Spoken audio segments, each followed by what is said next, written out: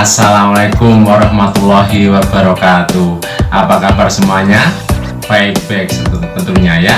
Kita jumpa lagi untuk mengikuti pembelajaran daring kali ini. Nah, kalian harus sudah siap semua ya. Kita ikuti pembelajaran daring kelas 4 ya. Kita masuk pada mata pelajaran bahasa Indonesia, babnya tentang ringkasan teks ya.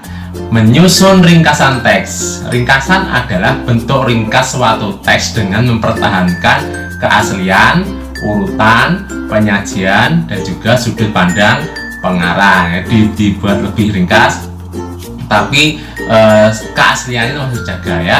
Tujuan meringkas adalah untuk memahami dan mengetahui isi sebuah teks agar lebih cepat dalam memahaminya.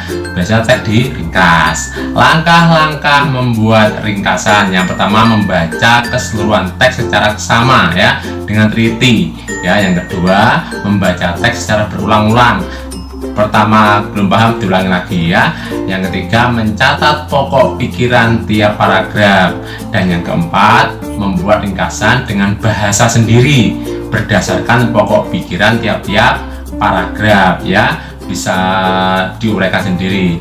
Hal-hal penting dalam membuat ringkasan apa saja kira-kira yang perlu diperhatikan? Yang pertama, mengungkapkan kembali isi tulisan asli dengan kalimat tunggal. Artinya apa? Tidak boleh diperpanjang ya, namanya diperpendek.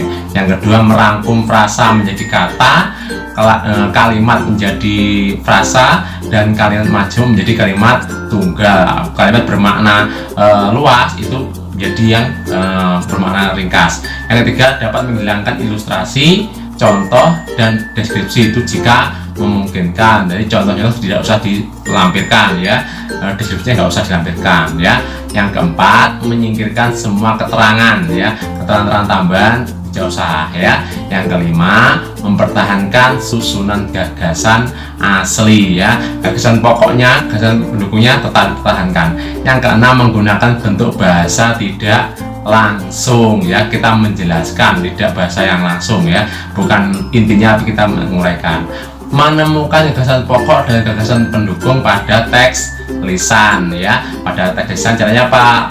Langkah-langkahnya sebagai berikut. Satu, mendengarkan teks dengan sesama, karena ini lisan berarti tidak dibaca tapi didengarkan. Yang kedua, mencatat hal-hal penting yang dibicarakan, misalnya berita itu ya. Yang ketiga, menentukan topik utama dan kalimat utamanya ya, itu teks lisan. Yang keempat, menentukan ide pokok pada kalimat utama, karena ide pokok diambilnya dari kalimat utama. Dan yang selanjutnya adalah menyusun ringkasan teks lisan. Nah, bagaimana langkah-langkah dalam menyusun ringkasan teks? Yang pertama, menyimak teks yang dibacakan dengan seksama ya, dengan teliti. Jadi ada orang bicara disimak baik-baik ya. Yang kedua, mencatat gagasan pokok dan gagasan mendukung setiap paragraf ya. Yang ketiga, mengetahui kesan umum dari teks yang dibacakan. Dan yang keempat, penulisan kalimat baru berdasarkan gagasan umum dan gagasan pokok itu dari teks lisan ya, dari hasil mendengarkan. Demikian pembelajaran kali ini, semoga dapat bermanfaat bagi kita semua. Ingat, tetap semangat belajar ya, meskipun keadaannya masih seperti ini. Jangan lupa olahraga, senantiasa berdoa, selalu patuhi nasihat kedua orang tua, dan